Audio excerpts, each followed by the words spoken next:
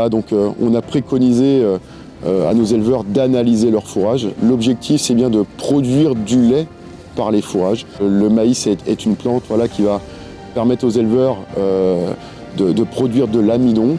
On a travaillé aussi avec eux les échanges sur les raies gras et les métailles et les niveaux de protéines.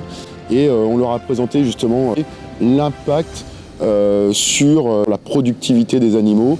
Et le message clé, la conclusion de tout ça, ça a été qu'une vache, c'est de l'ingestion, donc il faut privilégier l'ingestion. Ensuite, la concentration, et puis au final, donc les apports totaux. Et en fonction de l'objectif de l'éleveur, eh bien nous, techniciens, on va permettre un assemblage, on va constituer une ration qui va permettre d'atteindre l'objectif de productivité de nos éleveurs.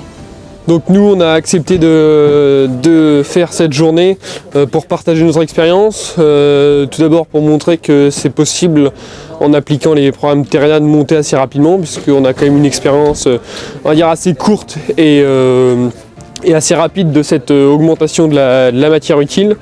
Et on va dire que l'objectif principal sur notre exploitation, c'est de produire un maximum de lait, de matière utile, avec le minimum de surface pour maximiser la marge et dégager un maximum de culture de vente. Je trouve ça très intéressant et ça me fait un rappel un peu des bases de fonctionnement de la vache et ça me remet en question sur ce que je fais tous les jours. Au vu de l'évolution des qualités de fourrage que nous récoltons, il y a quand même un intérêt à rajouter de la paille. Il y a eu un intérêt de venir à la réunion du fait que Monsieur Godin, nutritionniste, était présent. On s'est rendu compte qu'il y avait certains points de vigilance comme la taille de la fibre, fort axé sur les fourrages et c'est vraiment notre matière première dans notre élevage et également une très bonne organisation avec une très bonne qualité au niveau des acteurs, qui ne laisse pas indifférents et qui amène à réagir sur nos pratiques. Aller chercher la rumination avec les NDF qui soient bien calés dans les rations.